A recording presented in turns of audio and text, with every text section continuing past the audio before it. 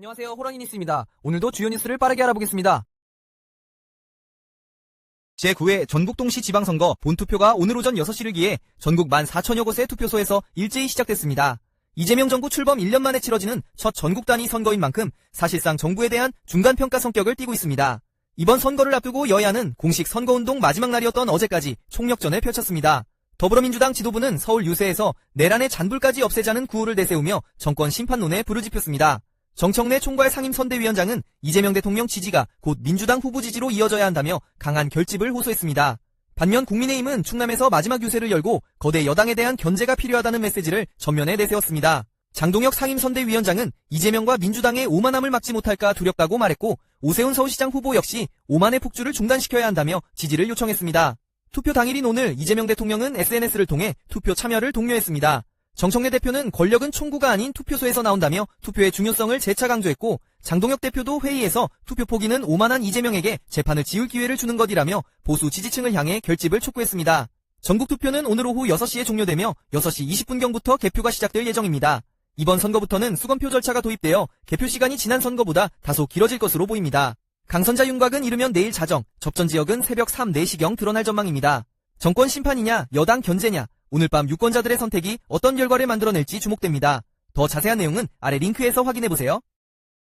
다음은 높은 투표율 속 2단 사건 사고 소식입니다. 제9회 전국 동시지방선거가 높은 투표율기 속에 진행되는 가운데 전국 곳곳의 투표소에서 크고 작은 소란이 잇따르고 있습니다.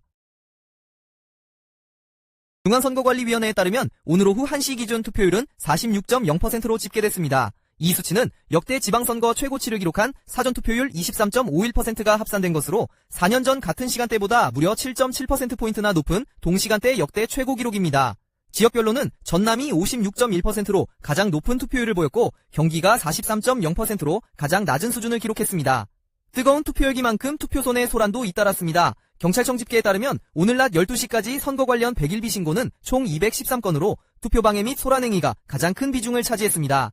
오전 세종시의 한 투표소에서는 40대 남성이 기표한 투표용지를 주변에 보여주려다 제지당하자 약 30분간 소란을 피우는 일이 있었습니다. 서울 영등포구에서는 70대 여성이 이미 기표된 용지를 받았다고 주장하는 소동이 발생했고 관악구에서는 30대 남성이 기표소 안에서 투표용지를 촬영하려다 적발됐습니다. 울산에서는 기표를 잘못했다며 새 용지를 요구하던 유권자가 투표용지를 훼손하는 사건도 벌어졌습니다. 일부 투표소에서는 투표용지 중복 출력이나 누락 신고도 접수됐지만 사무원 실수나 유권자 오인으로 확인됐습니다. 경찰은 접수된 신고들의 사실관계를 확인한 뒤 공직선거법 위반 여부를 검토할 방침입니다. 선거의 소란행위가 이처럼 잇따르는 것이 이번만의 일인지 아니면 선거 때마다 반복되는 구조적 문제인지도 짚어볼 지점입니다. 더 자세한 내용은 아래 링크에서 확인해보세요. 다음은 예측 불허 겹전지 초박빙 승부 예고 소식입니다. 5일 전국 동시지방선거와 함께 14곳의 국회의원 재보궐선거도 동시에 치러지고 있어 전국이 선거 열기로 가득합니다. 사전투표에서 이미 역대 지방선거 최고치인 23.51%의 투표율을 기록하며 높은 관심을 예고했습니다. 최대 격전지로 꼽히는 경기 평택을 재보궐선거는 5파전 구도로 진행됐으며 여론조사 공표 금지 직전까지 새 후보가 오차범위 내 접전을 이어갔습니다. 범여권과 범보수권 모두 단일화 논의가 있었지만 결국 무산돼 표심의 향방을 가늠하기 어려운 상황이 됐습니다. 이른바 보수의 심장 대구에서는 전직 총리와 부총리 출신 후보가 시장 자리를 놓고 맞붙었습니다. 어제 마지막 유세에서 민주당 김부겸 후보는 대구 시민들이 변화를 선택할 것이라 말했고 국민의힘 추경호 후보는 대구의 자존심을 지켜달라고 호소했습니다. 전북지사 선거 역시 민주당 이원택 후보와 무소속 김관영 후보가 초박빙 양강 구도를 형성하며 결과를 예측하기 어렵게 만들고 있습니다. 부산시장 선거에서는 민주당 전재수 후보와 국민의힘 박형준 후보가, 경남지사 선거에서는 민주당 김경수 후보와 국민의힘 박완수 후보가 치열하게 맞서고 있습니다. 부산 북구가 보궐선거도 3파전 구도로 치러지며 많은 관심을 받고 있습니다. 한편 광주와 전남은 분리 40년 만에 행정통합을 앞두고 초대 통합특별시장을 선출하는 역사적 선거를 치르고 있으며 전남의 사전투표율은 전국에서 가장 높았습니다.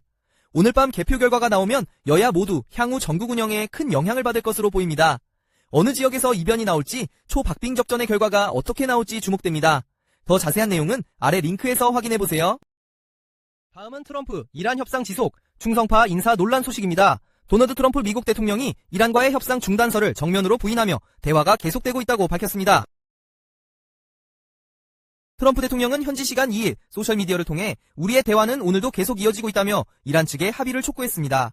ABC 뉴스와의 인터뷰에서는 다음 주 중 이란과 휴전 연장 등에 합의할 것으로 생각한다고 말하며 협상에 대한 낙관적 전망을 내비쳤습니다. 그러나 마코 루비오 국무장관은 같은 날 상원 외교위원회 청문회에서 제재 완화는 이란의 핵 프로그램 해결에 달려있다며 신중한 입장을 분명히 했습니다.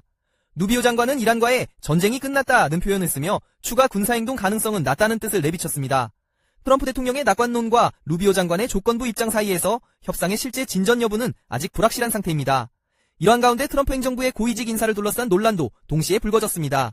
트럼프 대통령은 국가안보 경험이 전무한 윌리엄 펄티 연방주택금융청장을 국가정보국, 즉 D&I 국장 대행에 임명한다고 발표했습니다. D&I 국장은 CIA와 FBI를 포함한 미국의 18개 정보기관을 총괄하는 장관급 핵심 직책입니다.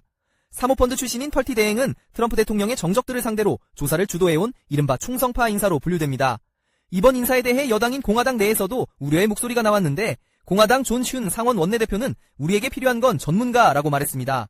민주당 마크 워너 상원의원은 트럼프 대통령이 정보를 조작할 수 있는 인물을 택했다고 강하게 비판했습니다.